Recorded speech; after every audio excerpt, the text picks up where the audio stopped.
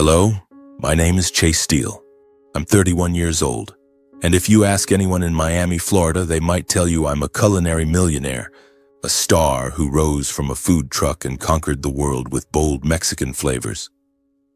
But if you ask me, I'll just laugh, shake my head, and say I'm an ordinary guy once deemed a failure by my family. Always pushed to the sidelines, never truly seen.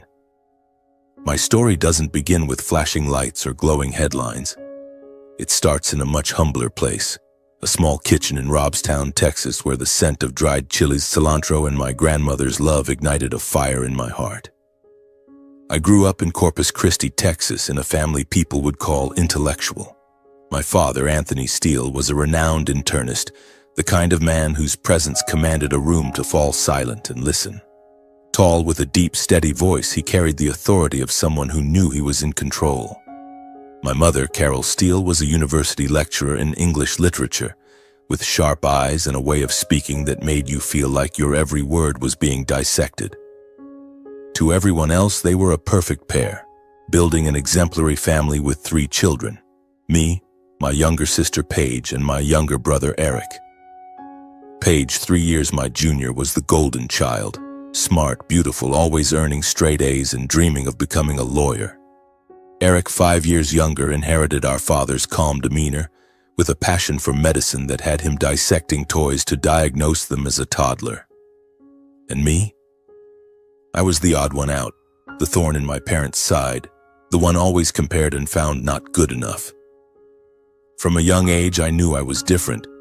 While Paige and Eric studied diligently, I'd sneak into the kitchen, stealing my mom's flour to try making tortillas. I don't recall the exact moment I fell in love with cooking, but I vividly remember the summers at my grandmother Teresa's house in Robstown. Her home was a magical place, a world apart from the cold, pressure-filled house in Corpus Christi. Her kitchen was always filled with aromas: roasted guajillo chiles, freshly chopped cilantro, corn tortillas sizzling on a cast-iron skillet. My grandmother, with her silver hair tied back neatly and a warm smile, always called me her little chef. She was Mexican, raised in a small town near the border, and her stories of her childhood of crowded family meals captivated me. Every summer, when my parents were busy with work, they'd send me and my siblings to stay with her. Those were the freest months of my life. I still remember standing on an old wooden stool stirring a pot of mole poblano under her guidance, my small hands covered in chocolate and chili sauce. She taught me how to choose dried chilies, how to smell them to know when they were perfectly toasted, how to balance spice, sweetness, and tang in a dish. "Chase, you have to cook with your heart," she'd say, placing her hand on her chest, her eyes sparkling. "A good dish doesn't just feed the stomach, it feeds the soul." But back home in Corpus Christi, no one understood my passion. My parents had grand plans for us. My father wanted me to become a doctor like him, or at least a lawyer like Paige was being groomed to be. My mother dreamed of me standing at a university podium like her. Every time I mentioned cooking, my father would scoff and my mother would sigh, as if I'd said something foolish. "Cooking is for hired chefs, Chase," my father once said, his voice dripping with disappointment. "You need a real career, something that commands respect." Those words, though I was only 12 or 13, etched themselves into my mind like a scar that never healed. Paige and Eric, the obedient children, always followed our parents' wishes. Paige was so brilliant she was invited to speak at her middle school graduation, and Eric won a science fair with a clay model of a human heart. Me? I had no notable achievements, at least not in my parents' eyes. My grades were average, and I was often caught daydreaming in class, thinking about adding cinnamon to enchilada sauce or making tamales softer. "Chase, why can't you be like Paige or Eric?" my mother once asked, her voice weary. I didn't answer, but inside I ached. I didn't want to be like them. I wanted to be myself, but being myself never seemed good enough. Those summers with my grandmother were my salvation. There I wasn't compared or judged. She let me experiment freely, fail freely. Once I ruined an entire pot of pozole by adding too much salt, and instead of scolding me, she just laughed and said failure was the best way to learn. Every mistake brings you closer to the perfect dish, she said, pulling me into a warm hug.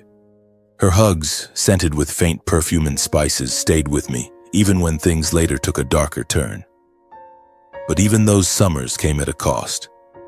Returning home meant facing my parents' cold silence. They never asked what I did at Grandma's, never cared about the dishes I eagerly described. Once I brought home a plate of tacos I'd made, hoping they'd try them and praise me.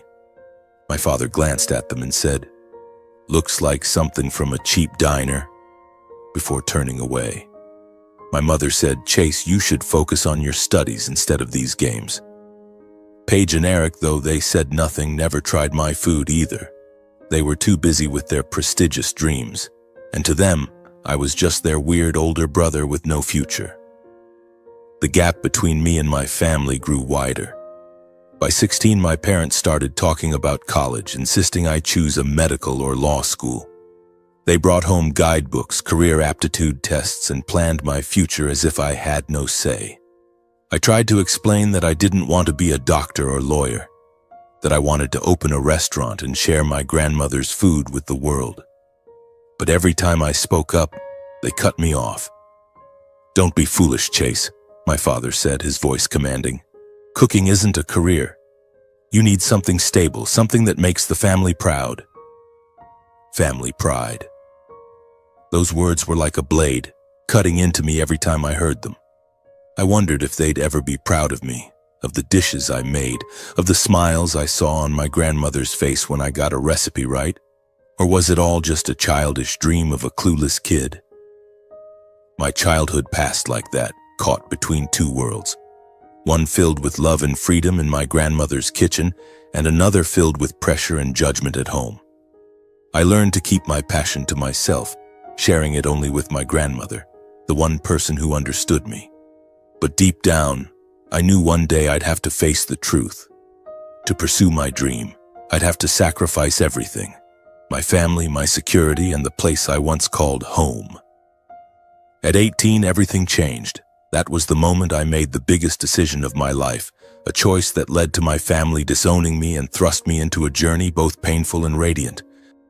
Though labeled a failure, though cast aside, I never stopped believing in the fire my grandmother kindled in my heart. That fire guided me through the darkest days, leading me to a light my family never believed I could reach. That summer, I had just graduated high school. While my friends were busy applying to prestigious universities, I sat in my room staring at the stack of college admissions materials my parents had left on my desk. Thick guidebooks, brochures about medical and law schools, and promises of a stable future suffocated me. My parents had a plan. I would study medicine or law, graduate with a prestigious degree, and become part of the Steele family legacy. But every time I looked at those papers, I saw my grandmother's kitchen, heard her laughter, and smelled roasted chilies and grilled corn tortillas. I knew I didn't belong in a clinic or a courtroom. I belonged in a kitchen, creating dishes that made people smile, the way my grandmother had done for me. The decision to reject college wasn't a spur-of-the-moment choice. It grew over years, through my father's disappointed headshakes, my mother's sighs, and the cold glances from Paige and Eric. I was tired of trying to be someone I wasn't. I wanted to live true to myself, to turn my passion for cooking into a career, even if it meant defying every expectation my family had. The idea of a food truck began to take shape in my mind. I pictured myself driving an old, beat-up truck painted bright red like dried chilies, traveling around selling tacos and enchiladas infused with my grandmother's essence, but reimagined in my own way. It wasn't just a job. It was a dream, a way to keep my grandmother alive in every dish. But telling my parents about that dream was another challenge altogether. I knew they wouldn't understand. I delayed it for months, letting fear and hope battle within me. Finally, one August evening during family dinner, I summoned all my courage. My father sat at the head of the table talking about an upcoming medical conference. My mother sliced her steak slowly, as if analyzing every fiber. Paige and Eric sat across from me, eating quietly, but I knew they were listening. I took a deep breath, put down my fork, and said, "I don't want to go to college. I want to start a food truck selling Mexican food. I want to be a chef." The room fell silent. My mother's fork froze mid-air. My father looked up, his eyes sharp as knives. Paige raised an eyebrow and Eric stared at me like I'd just announced I was flying to Mars. "What did you say, Chase?" my father asked, his voice so low it sent a shiver down my spine. I repeated myself, trying to keep my voice steady. "I want to start a food truck. I want to cook, make Mexican food. It's what I love." My mother laughed, but it wasn't a joyful laugh. It was dry, dripping with sarcasm. "You're joking, right? You want to give up college to sell food on the street, like a peddler?" My face flushed, but I didn't back down. "It's not peddling. It's my passion. I want to do what I love like Grandma." Bringing up my grandmother was a mistake. My father slammed his hand on the table, making the plates rattle. "Don't drag my mother into this, Chase," he roared. "She may have enjoyed cooking, but she never threw away her future to chase something frivolous." "What do you think you're doing? Ruining your life?" I tried to explain, talking about my grandmother's dishes, how they made me feel alive, and my dream of sharing them with others. But my father didn't listen. Neither did my mother. They looked at me like I was a foolish child who didn't know what he was saying. "You won't get anywhere with that food truck," my mother said, her voice ice cold. "You'll fail, and then you'll regret not listening to us." Paige, who rarely spoke during arguments, chimed in. "Chase, are you sure?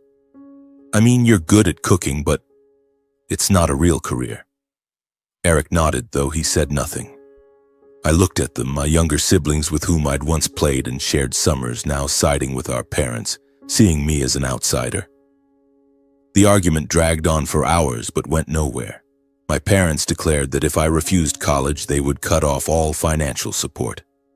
"You want to swim on your own? Fine," my father said, his voice thick with anger. "But don't expect us to be there when you drown." My mother was softer, but her words cut deeper. "Chase, we only want what's best for you. But if you choose this path, you're on your own." I left the dinner table with a heavy heart. That night I lay in bed staring at the ceiling, wondering if I was making a mistake. But then I thought of my grandmother, her smile, and the way she believed in me. I couldn't give up. I didn't want to live a life that wasn't mine. A few days later, I packed my bags, taking only a few clothes, some savings from part-time jobs, and a burning dream. That day, I officially began my journey. I didn't say goodbye to my parents, not because I didn't want to, but because I knew they wouldn't care. Paige and Eric likely felt the same. They'd see me as a cautionary tale, a warning against defying the family plan. But one person didn't give up on me, my grandmother. She called me regularly after I left home. Her warm voice over the phone felt like a hug from afar. "My little chef, you're doing the right thing," she said. "Don't let anyone extinguish your fire." Those calls were the only light in those early difficult days. I poured all my savings, borrowed from high school friends, and received a significant contribution from my grandmother to buy an old $8,000 truck. I painted it bright red and roamed Corpus Christi, selling tacos and tamales from the tiny space in the back. Each dish was a piece of my grandmother's memory, and every customer's smile reminded me I was on the right path. But my family didn't see it that way. Just a month after I left, my parents called and officially cut off all contact. They said they wouldn't respond to texts, answer calls, or provide any financial support until I returned to college. Paige and Eric were no different. I became a name erased from family stories, as if I'd never existed. A friend who lived nearby told me my father had told the neighbors I was the rebellious child, choosing to live like a homeless person. Those words hurt more than any wound I'd ever felt. But I didn't let them defeat me. I had my grandmother, my dream, and that bright red truck, a fire that never went out. The months that followed were a series of challenges. I worked 18 hours a day, cooking, driving, finding parking spots, and learning marketing from scratch. Some nights, I slept in the truck, the scent of spices still clinging to my clothes. Some days I sold only a few meals, not enough to cover gas. But every time I wanted to give up, I heard my grandmother's voice in my head. Cook with your heart, Chase. And I kept going. That journey wasn't easy, but it was mine. I had chosen this path, and though disowned by my family, though labeled a failure, I knew I was living true to myself. Standing by that red truck with the smell of chilies and cilantro in the air, I felt alive, truly alive, for the first time in my life. I didn't know that just a year later a great loss would come, turning my world upside down once more. A year had passed, and life on the road with my food truck was an endless string of long days. I woke at dawn, prepped ingredients, cooked, drove to bustling street corners in Corpus Christi and sold plates of tacos, tamales, or steaming bowls of pozole. Some days customers lined up praising my food, making me beam like a kid receiving a compliment. Other days rain poured relentlessly. The world seemed to turn its back, and I sold only a few meals, just enough to buy more chilies and corn. Yet every time I lifted the lid on a pot of mole, inhaling the blend of chocolate and dried chilies, I thought of my grandmother, and every hardship seemed to vanish. She was the only one who believed in me, the sole light in those lonely days. My 19th birthday arrived on a swelteringly unbearable day in Corpus Christi. I didn't expect much. No party, no cake, not even a single birthday wish from my parents, Paige or Eric. They had erased me from their lives as if I were a mistaken ink blot to be wiped away. I'd grown used to their silence, or at least I convinced myself I had. I planned to treat myself to a simple meal on the truck, maybe a plate of homemade tacos and a cold beer, watching the sunset from the back seat. But that late afternoon, as I was chopping cilantro in the truck's tiny kitchen, a mail truck pulled up. A small package arrived, addressed to me in my grandmother Teresa's familiar slanted handwriting. My heart raced. She always had a way of making me feel loved even when the world turned its back.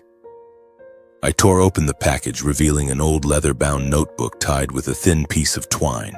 A small note slipped out, written in her hand. My little chef, this is a gift from my heart to you. Keep cooking and never forget who you are. Happy 19th birthday. Love, your Grandma Teresa. I opened the notebook and my heart seemed to stop. Each page held a recipe, meticulously handwritten by her, from the mole poblano I learned at 8 years old to the comforting sopa de fideo she made whenever I caught a cold. Some pages had photos glued in, me standing on a wooden stool, face smeared with cornmeal, grinning ear to ear, or her showing me how to roll a tortilla. At the end of each recipe, she wrote short notes like reminders. Add a little love, Chase, or this tastes better when you smile. I sank to the floor of the truck, tears streaming down my cheeks. This wasn't just a notebook. It was her world, her love for me, proof that I wasn't alone. I called her immediately, wanting to thank her, to tell her about the truck and the customers who loved my food. The phone rang and her voice came through warm as summer sunlight. My little chef, she exclaimed when she heard me. Do you like my gift? I laughed, telling her how I'd read every page, how I could almost smell the dried chilies on the paper as if it carried the scent of her kitchen. She laughed heartily, her voice slightly hoarse but full of life, urging me to try her new chiles rellenos recipe. We talked for hours about food, my dreams, and how proud she was hearing about my busy days on the truck. You're doing so well, Chase, she said softly. Don't let anyone extinguish your fire. I didn't know it would be our last conversation. The days that followed saw Corpus Christi enter its tourist season, with visitors flooding the beaches and downtown. The air buzzed with energy, golden sunlight mingling with the sound of waves, music, and people calling to one another. My bright red food truck became a favorite stop for many tourists. From early morning to late evening, lines formed in front of the truck, people patiently waiting for hot tacos and fragrant tamales. The aroma of grilled meat, steamed corn, and Mexican spices wafted through the air, drawing even more customers. I grilled, wrapped, and called out orders, my hands never idle. Sweat dripped down my temples, but I didn't feel tired. Each satisfied smile, each heartfelt compliment fueled me to keep serving. Then on a cool summer day, I had a stellar sales day. I sold out of ingredients earlier than ever before. I was thrilled, imagining how my grandmother would laugh when I told her. I called her, eager to share this small victory, to tell her how customers raved about my tacos al pastor. But the phone rang with no answer. I called again, then a third time. Still nothing. I texted, typing a long message about the day, asking if she was okay. The message showed sent, but no reply came. A sense of unease crept in. My grandmother never missed my calls. I tried to reassure myself. Maybe she was napping or at the market, but the anxiety grew, like a dark cloud over my mind. I couldn't wait any longer. I closed the truck, packed up, and drove straight to Robstown. The 4-hour drive felt endless, but I wasn't tired. I just wanted to see her, hear her voice, and know she was okay. When I arrived, it was dark. Her house loomed under the moonlight, but no lights were on. It stood cold and lifeless, like a shadow without a soul. I knocked, called her name, but only the wind answered. My heart pounded, fear tightening my chest.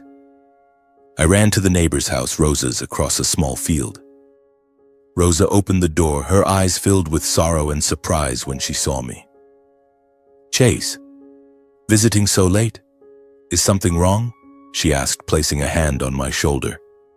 "I'm so sorry about your grandmother's passing." I froze, as if the world crumbled beneath me. "What do you mean? Where's my grandmother?" I asked, unable to believe what I'd heard. Rosa's eyes widened. "You didn't know? Your grandmother passed away 3 weeks ago." I stood there as if turned to ice. My grandmother gone? 3 weeks ago? Why didn't anyone tell me what had happened? Rosa began to explain. My grandmother had fallen down the stairs while reaching for a jar of dried chilies on a high shelf. Her head struck the edge of a table. She was rushed to the hospital, but the brain injury was too severe. She passed away hours later. My parents had arranged her funeral. Rosa said she hadn't seen me there and assumed I was too busy to attend. "I didn't realize they kept this from you," she said, her voice choking. It felt like someone had stabbed my heart. My parents, Paige, Eric, not one of them told me about my grandmother's death. They let her go without a word to me. They stole my chance to say goodbye to the person I loved most. Pain and anger surged, like a fire consuming everything inside me.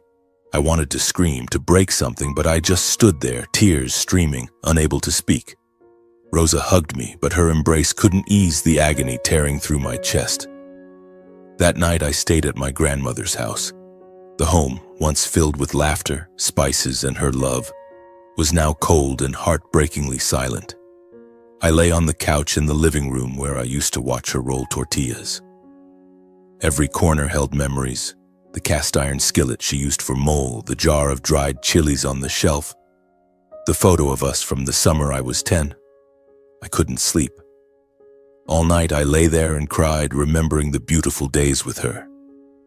Her laugh when I messed up a dish, the way she called me mi pequeño chef, her warm hugs scented with perfume and cilantro. I clutched the notebook she gave me, reading each line as if it could bring her back. The next morning I visited her grave. Rosa showed me the path to a small hill where my parents had buried her. The grave was simple, a headstone etched with her name, Teresa Maria Gonzalez. I knelt, placing my hand on the cold earth, and sobbed. I apologized for not being there when she needed me, for not knowing she was gone, for not saying one last thank you. I told her about the truck, the successful sales day, how I still cooked her recipes. But my words were just whispers in the wind, unable to reach her anymore. Anger at my family still burned inside me. They hadn't just disowned me, they'd robbed me of the chance to say goodbye to my grandmother. I called my mother, my father, Paige, and Eric. No one answered. The long beeps of unanswered calls drove me to the edge of madness. I returned to the truck, my grandmother's notebook beside me like a companion. I read her recipes, her words, and felt her presence in the dishes, in the scent of chiles and cilantro. But the pain of losing her, of being cast out by my family, left a scar that would never heal. I vowed not to let them defeat me. I would keep cooking, keep living my dream, not to prove anything to them, but to honor my promise to my grandmother. In the days following my grandmother's death, I was like a wounded animal, retreating silently to my red food truck. Corpus Christi no longer felt like home, just a place where I worked, where I tried to turn my dream into reality. Each morning I woke at 4, prepping ingredients, rolling tortillas, roasting dried chiles, and cooking pots of mole from my grandmother's recipes. I tweaked them slightly, adding a pinch of cinnamon or easing up on the chilies to suit American tastes, but always kept her soul in every dish. Each plate of tacos, each bowl of pozole was a reminder that I was doing what she wanted, cooking with my heart. But the journey was far from easy. Starting a food truck was a battle, and I was a 19-year-old with no experience, no money, and no support. I had to learn everything: how to pick high-traffic locations, how to price ingredients to avoid losses, how to smile at customers even when my heart was breaking. Some days I drove for hours to find a good spot to park, only to be chased off by security for lacking a permit. I applied for permits but got rejected for vague reasons or faced cutthroat competition from other food trucks, some willing to play dirty to keep their spots. Once I parked near a night market, hoping for a big day. But by the end I found my tire slashed and another truck owner smirked at me from a distance. I had no proof, no recourse, so I gritted my teeth, replaced the tire, and spent nearly all the week's earnings. The hardships weren't just logistical. During major holidays, the loneliness hit harder than ever. With my grandmother gone, I had no one to share with, no one to turn to when I was exhausted. I saw family photos on social media, Thanksgiving, Christmas, Paige's, or Eric's birthdays, my family smiling, posing, and posting on Paige's account. They gathered, ate, and raised glasses as if I didn't exist. No invitation, no text. It stabbed my heart like 1,000 needles. I started keeping another notebook, not my grandmother's recipe book, but one to record the times my family forgot me. Thanksgiving 2016, no invite. Christmas 2017, no message. Paige's birthday 2018, no call. Each entry was a cut, but I couldn't stop writing. It was my way of facing the pain, turning hurt into fuel. I told myself if they didn't need me, I'd carve my own path. Despite the struggles, there were glimmers of light. One day, an elderly woman stopped at my truck and tried my enchiladas. She ate slowly, then looked at me, eyes glistening. "Young man, this reminds me of my mother's cooking. You made this with your soul, didn't you?" I nodded, choking up. Moments like that made everything worthwhile. Slowly, I built a group of regulars, workers on lunch breaks, families out for evening strolls, students craving cheap, delicious food. They started calling me the taco guy, but this time the name wasn't mockery. It was a sign I was creating something meaningful. I also learned to navigate the challenges. When kicked out of a spot, I found a new one, even if it meant driving farther. When ingredient prices spiked, I negotiated with market vendors, learning to buy in bulk to save. When the truck broke down, I taught myself to fix it, hands covered in grease, even if it took all day. I had no one to rely on, but I had my grandmother's notebook, and every time I opened it, I felt her beside me, whispering, "You can do this, Chase." Those years were a brutal test. At times I thought I'd collapse, that I wasn't strong enough to keep going. But whenever I wanted to give up, I remembered my grandmother. Her smile, the notebook she'd carefully written for me. I recalled her words, "A good dish doesn't just feed the stomach, it feeds the soul." I wanted my food to do that, not just for customers, but for myself. I wanted to nourish my soul, scarred as it was. Gradually, I found my footing. I secured a few regular parking spots and built a steady customer base. I refined my dishes, creating a special sauce, a twist on my grandmother's mole with a hint of orange and chipotle. That drove customers wild. Revenue started to grow, though it was still tight. I no longer ate dry bread every night, but I lived frugally, pouring every cent into maintaining the truck and buying better ingredients. I didn't know that a few years later a big opportunity would come, opening doors to new horizons. But in those harsh days, I only knew I had to keep going. Keep cooking, keep recording the times I was forgotten, and keep the fire my grandmother ignited in me burning. That was how I survived, how I turned pain into strength, and how I began to build a name for myself, Chase Steele, the taco guy who never gave up. 4 years had passed since I left home, and I'd learned that success doesn't come easily, but it's not impossible. By 23, I began to see light at the end of the tunnel. My red food truck, though old and scratched, had become a familiar fixture in Corpus Christi. Customers came not just for the delicious food, but for the story I told through each dish. Mexican-inspired recipes from my grandmother tweaked to suit local tastes. Among them, one thing changed everything: my special sauce. I called it salsa de Teresa, a variation of my grandmother's mole, infused with fresh orange zest, smoked chipotle, and a hint of cinnamon for a perfect balance of spicy, sweet, and rich. I spent months experimenting in the truck's cramped kitchen, tossing out countless batches for being too spicy, too sweet, or lacking the soul I wanted. But when I perfected it, customers went wild.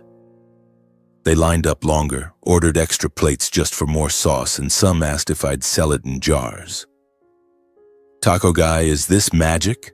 A regular laughed, holding a plate of sauce-drenched tacos. I just smiled, but inside I knew it wasn't magic. It was my grandmother's love poured into every drop. Thanks to Salsa de Teresa, business took off. Revenue grew steadily, and I saved enough to buy another truck, then another. Within months, I expanded to 5 red food trucks operating across Corpus Christi and nearby towns.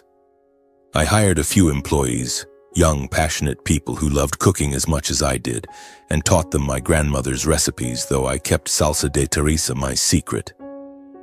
I no longer slept in the truck or ate dry bread every night. I rented a small apartment, enough for a proper bed, though I still spent most of my time on the truck, cooking and connecting with customers. Each day I opened my grandmother's notebook, read her recipes, and felt her smiling somewhere, proud of me. Local media began to take notice. One day, a reporter from the Corpus Christi Caller-Times stopped by, tried my enchiladas, and asked if she could write about the taco guy taking the city by storm. I blushed, unaccustomed to attention, but agreed. The article came out with the headline, "From Truck to Heart, Chase Steele's Culinary Journey." It detailed my story, how I ditched college to chase my passion, the Mexican dishes I learned from my grandmother. The article spread faster than I expected. Crowds grew, and local TV stations invited me onto morning shows. I stood before cameras, hands shaking as I held a skillet, but I shared my story about my grandmother, my dream, and how I wanted to bring joy through every dish. "Cooking isn't just a job," I said in one interview. "It's how I keep my grandmother alive." But even as the spotlight began to shine, I felt lonely. I still kept my forgotten notebook, recording the times my family overlooked me. That Thanksgiving, I saw photos of my parents, Paige and Eric, online, beaming at a family gathering. "No invite," I wrote, gripping the pen tightly. For Eric's birthday, I sent a text wishing him well. No reply. "No response," I added. Each entry was a cut, but I didn't let them drag me down. I turned the pain into drive, pouring my heart into my work. At 24, an opportunity bigger than anything I'd imagined arrived: MasterChef US. I saw the casting call online for the prestigious culinary competition where talented chefs from across America vied to become a star. I scoffed, thinking I had no chance. I was just a taco truck guy with no degree, no formal culinary training. But a part of me, the part that still heard my grandmother's whispers, urged me to try. "If you don't try, how will you know how far you can go?" I told myself. I submitted an application with a short phone shot video of me cooking my grandmother's chiles rellenos, sharing my journey. I didn't expect much, just thought at least I dared to try. A month later, I got an email from the organizers. I was selected for the preliminary round in Houston.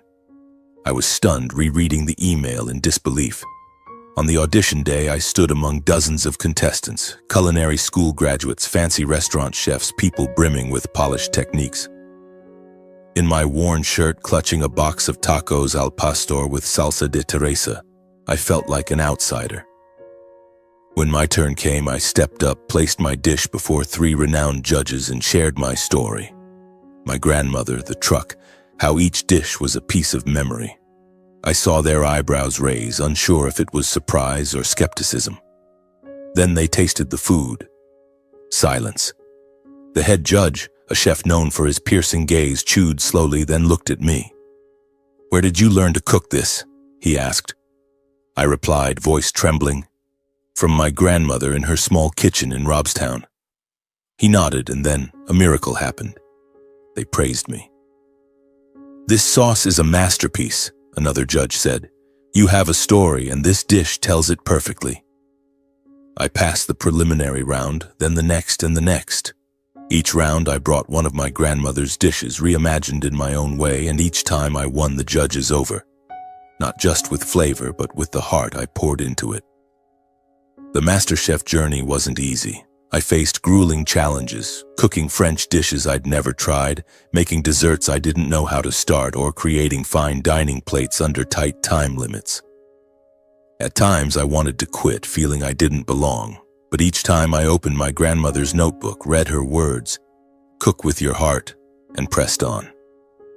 I shared my story in every episode, and viewers began to love me. Not because I was the best chef, but because I was myself. A taco guy with a big dream. The finale was an emotional whirlwind. I faced a young New York chef with flawless technique and sky-high confidence. The challenge was to create a 3-course menu that represented me. I made a sopa de fideo starter, chiles rellenos with salsa de Teresa as the main, and a caramel flan with a hint of orange for dessert, all inspired by my grandmother. As the judges tasted, I stood there, heart pounding, hands trembling so much I shoved them in my pockets. They were silent. Then the head judge stood, looked at me and said, "Chase, you've brought your soul to this table. This is true cuisine." When they announced me as the winner, I collapsed to my knees, tears streaming. I'd done it. I'd kept my promise to my grandmother. After MasterChef, the media dubbed me the culinary star from a food truck. Articles, interviews, and collaboration offers came pouring in. I was overwhelmed with joy. For the first time in my life, I wasn't just recognized. I was loved, celebrated, sought after. Those who once mocked me, who called me the taco guy with a sneer, now looked at me with admiration. Winning MasterChef didn't just bring fame. It opened doors I never dared to dream of. Investors started approaching me. People in sleek suits talking excitedly about opportunities and personal branding in ways I wasn't used to. One of them, James Carver, a titan in Miami's culinary scene, invited me to a fancy restaurant to talk business. I walked in, still wearing my worn-out shirt and scuffed shoes, feeling out of place among wine glasses and pristine white tablecloths. Carver looked at me, smiled, and said, "Chase, you have a story, a talent, and something no one else has. Salsa de Teresa. I want to help you turn it into an empire." Stunned, I nodded, and that nod changed everything. At 25, I opened my first restaurant, Chase's Cocina. Located in the heart of Miami, it was a spacious venue with walls painted the same fiery red as my first food truck. The menu blended my grandmother's traditional Mexican dishes with my own creations, with salsa de Teresa as the shining star. Customers flocked in, from casual food lovers to picky critics. They came not just for the food, but for my story. A taco truck guy disowned by his family, now standing at the top. Articles called Chase's Cocina, a fresh breath of Mexican cuisine in America, and I was once again hailed as the star from a food truck. Success came faster than I expected. Within 2 years, I opened 3 more restaurants, one in Miami, one in Austin, and one in Los Angeles. Each was a milestone, a reminder that I'd achieved what my parents once called foolish. I partnered with major investors who helped me scale up, from building supply chains to hiring talented chefs. I kept Salsa de Teresa a secret, personally making the first batches for each restaurant, a way to keep my grandmother present. Customers loved it, and food critics wrote lengthy reviews dissecting the layers of flavor in my sauce. One even called it a symphony of emotions. And I smiled, thinking my grandmother must be laughing heartily somewhere in heaven. My wealth grew rapidly beyond anything I'd imagined. By 29, I was worth over $100 million, a figure that stunned me every time I thought about it. I moved from my tiny Corpus Christi apartment to a Miami penthouse with windows overlooking the shimmering ocean. I bought a new car, not to show off, but because I was tired of fixing the old truck. I appeared on national TV shows, from Good Morning America to the Food Network, cooking for millions and sharing my story about my grandmother and my journey. I received thousands of messages from young people saying I'd inspired them to chase their dreams despite unsupportive families. Each message was a balm for my heart, but not enough to erase the old pain. Despite being adored by millions, I hadn't once reconnected with my parents, Paige or Eric.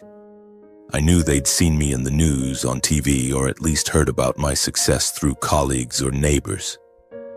People in Corpus Christi were talking about me as a source of pride.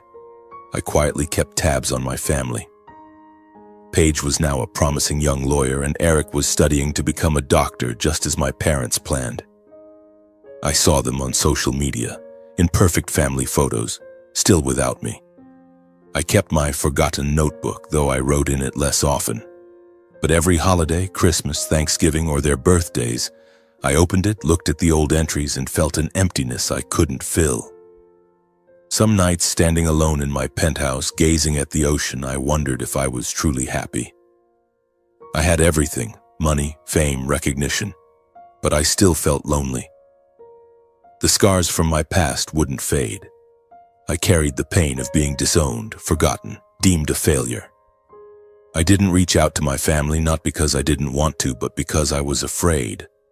Afraid they'd still see me as an outsider, afraid they'd never understand the fire my grandmother ignited in me. I told myself I didn't need them, that I'd built a life without them. But deep down, I knew I still longed for the day they'd look at me and say, "Chase, we were wrong." And then something unexpected happened. Late that year, as I was at my main restaurant in Miami reviewing the holiday season menu, my phone buzzed. An unfamiliar number, but the area code was from Corpus Christi. I hesitated, thinking it might be an old customer or a supplier. But when I answered, the voice on the other end stopped me cold. "Chase," my mother, Carol Steele, said softly, her tone hesitant. "Are you doing okay?" I nearly dropped the phone. It had been over a decade since I last heard her voice. I responded, my voice dry. "I'm fine. Why are you calling?" She paused, then said, "We'd like to invite you to Christmas dinner. It's been a long time. The family wants to see you." I went silent, unsure how to respond. This invitation, after more than 10 years of being sidelined, came like a stone thrown into the calm lake of my life. "I'll think about it," I said, then hung up, my heart pounding. The invitation threw me into turmoil. Part of me wanted to refuse, to keep living my life without looking back. But another part, the part that still carried the boy who yearned for his family's love, wanted to go. I opened my forgotten notebook, staring at the faded entries. Each line was a cut, and I wondered if I had the courage to walk back into the house that had once pushed me out. Then I thought of my grandmother, her words echoing, "Forgive, Chase, but don't forget." I decided to go, not to reconcile, but to confront, both them and myself. On Christmas Day, I drove to Corpus Christi, not in my old red food truck, but in a sleek black SUV. I wore a simple suit, but carried my grandmother's recipe notebook and the forgotten notebook in my pocket. As I pulled up to the old house where I grew up, a strange feeling washed over me. The house looked the same, with its white picket fence and a twinkling Christmas tree in the yard. But it was no longer my home. I took a deep breath, knocked, and braced myself for what was to come. My mother opened the door, her smile strained but warm. "Chase, you came," she said, pulling me into a hug I didn't return. My father, Anthony Steele, stood in the living room, as tall and commanding as ever, but his eyes held a softer edge. Paige and Eric were there, both grown, dressed in expensive clothes. Paige, now a successful lawyer, had her hair tied high and a confident smile. Eric, in his final year of medical school, looked strikingly like our father. They smiled at me, and for the first time in over a decade, I felt welcomed. Or at least, they were trying to make it seem that way. The Christmas dinner took place in the large dining room with a table draped in white linen and flickering candles. The smell of roasted turkey and mashed potatoes filled the air. But I couldn't help thinking of my grandmother's Christmas meals, with tamales and pozole brimming with love. Everyone chatted cheerfully, asking about MasterChef, my restaurant chain, my life in Miami. "You've made us so proud, Chase," my father said, his voice deep and weighty. Paige nodded, adding, "I watched your finale on TV. It was unbelievable." Eric, quieter, just smiled and nodded. I gave short replies, keeping a calm exterior, but inside a storm was brewing. They admired me, or at least acted like it. But I couldn't forget the years they turned their backs, the times they called my dream foolish, the times they left me to face my pain alone. I looked at them, smiling and talking, but in my mind I heard my grandmother's voice. "Don't forget, Chase." I knew they wanted something, and I didn't have to wait long to find out. Midway through dinner, as everyone raised their wine glasses, my mother cleared her throat, glanced at my father, then turned to me. "Chase," she said, her voice sweet but cautious, "we're so proud of what you've accomplished. You've built an incredible career." I nodded, waiting. "Eric's planning to open a clinic in Houston after he graduates," she continued. "It's a big project, but it needs some funding. And Paige wants to start her own law firm. We thought, with your success, maybe you could help your siblings a little." The room grew heavy. I set my glass down, looking at my mother, then my father, Paige, and Eric. They all watched me, their eyes a mix of hope and awkwardness. My face flushed, not with anger, but with a familiar pain. They hadn't invited me back to reconcile. They invited me because I was now Chase Steele, the culinary millionaire who could help them. I smiled, but it was ice cold. "I'll think about it," I said evenly. But inside, I already had my answer. After dinner, as everyone moved to the living room to open gifts, I quietly stood, pulling a notebook from my pocket. Not my grandmother's recipe book, but the forgotten one where I'd recorded every time my family pushed me aside. I took a deep breath, stepped to the center of the room, and said, "Before we open presents, I want to share something." They looked at me, curious. I opened the notebook, my voice calm but firm. "Thank you for inviting me today. This is the first time in 12 years I've sat here with family. But I think you all need to hear a few things." I began reading, each entry a painful memory. The day Grandma died, no one told me.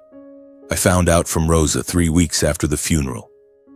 My mother flinched, hand covering her mouth, but I didn't stop.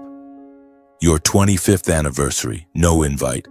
Christmas, 11 years in a row, no invite. Thanksgiving, 12 years in a row, no invite. Paige's birthdays, Eric's, Dad's, Mom's, not a single invitation, not a single text. I read slowly, each line like a blade, cutting not just them but me. The room grew stifling, as if the world held its breath. My father bowed his head, gripping his glass tightly. My mother looked at me, eyes red. Paige and Eric sat frozen, their gazes wavering between shock and shame.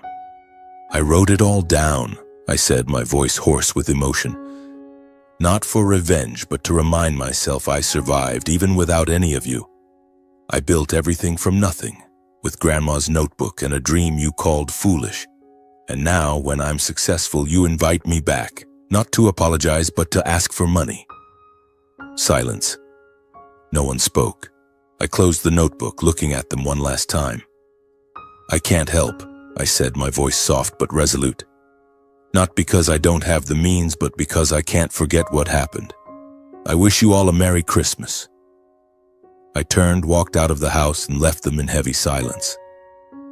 Outside, the air was freezing and small snowflakes began to fall. I climbed into my SUV, my gaze lingering on the house, its twinkling lights now empty to me. I didn't cry, but my heart ached. I knew I'd done the right thing, but it didn't lessen the pain. I drove away carrying my grandmother's recipe notebook and the forgotten one, knowing my journey was far from over. The streets of Corpus Christi shimmered in the glow of streetlights and a thin layer of snow. I drove through familiar roads, ones I'd biked as a kid, dreaming of dishes in my grandmother's kitchen. But now, this city was no longer home. My home was the kitchens of Chase's Cocina, the scent of chipotle and fresh cilantro, the fire my grandmother had kindled in me. I had no clear plan when I left the Christmas dinner, but my feet led me to the place I knew I had to go, the cemetery where my grandmother Teresa rested. I parked by the road leading up the small hill. Snow fell thicker, blanketing the cold ground. I walked, my expensive shoes sinking into the soft earth, clutching my grandmother's recipe notebook. Her grave appeared before me, simple but serene, with a headstone etched, Teresa Maria Gonzalez. I knelt, placing my hand on the cold earth, feeling as if she were still there, somewhere in the air, in the memories I'd carried for 12 years. "Grandma," I whispered, my voice hoarse. "I did it. I brought your food to the world like you said I could. But I'm so tired." Tears rolled down my cheeks, hot against the winter chill. I told her everything, about winning MasterChef, the restaurant chain, the lonely nights in my penthouse overlooking the sea. And I told her about the Christmas dinner, how I confronted my family, about the forgotten notebook and the entries carved into my soul. "I don't know if I can forgive them," I said, my voice breaking, "but I know you'd want me to keep going. You always said, forgive, but don't forget. I'm trying, Grandma." I opened her recipe notebook to the last page where she'd written a short note. "Chase, you are my light. Let that light shine no matter how dark the world gets." I smiled through tears, feeling her right there, hugging me like those summer days in Robstown when I was a boy with cornmeal-covered hands. "I'll keep going, Grandma," I promised. "I won't let the fire you lit die out." Sitting by her grave, I thought about my journey, from a boy labeled a failure to a man who built an empire from a love of food. I thought about the lessons my grandmother and life had taught me. I realized that passion is a fire no one can extinguish if you believe in it.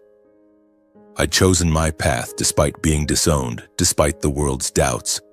I'd stood up time and again because I believed in the dream my grandmother planted in me. And I realized that forgiveness is a journey, not a destination. I wasn't ready to fully forgive my parents, Paige or Eric. The scars they left remained, in the forgotten notebook and in my heart. But I was learning to let go, not for them, but for myself. I didn't want to live with bitterness forever. My grandmother once said, "A good dish needs balance. So does life, Chase." I was trying to find that balance between pain and hope, between past and future. I stood, wiped my tears, and placed a small flower by her grave, a white daisy, her favorite. "Thank you, Grandma," I said, my voice steadier. "I'll keep making you proud." I walked back to my car, feeling lighter, as if a weight had lifted. The snow still fell, but it no longer felt so cold. I saw a camera flash in the distance, probably a reporter spotting me as they often did. But this time I didn't care. I wasn't running from the spotlight or my past. I was Chase Steele, and I had found my light. As I drove away from the cemetery, I thought about the advice I'd share with anyone fighting for their dream, as I once did. Believe in yourself even when no one else does. Your dream is worth it no matter what the world says. Find a fire, a person, a memory, a reason to keep you going when things get tough. For me, it was my grandmother and her notebook. Life is never easy, but when you pour your soul into what you do, you'll find meaning, even in the darkest days. I drove back to Miami, the city lights emerging ahead like a promise of what awaited. My journey wasn't over, and I knew that even on cold, snowy days, my grandmother's light would always guide me.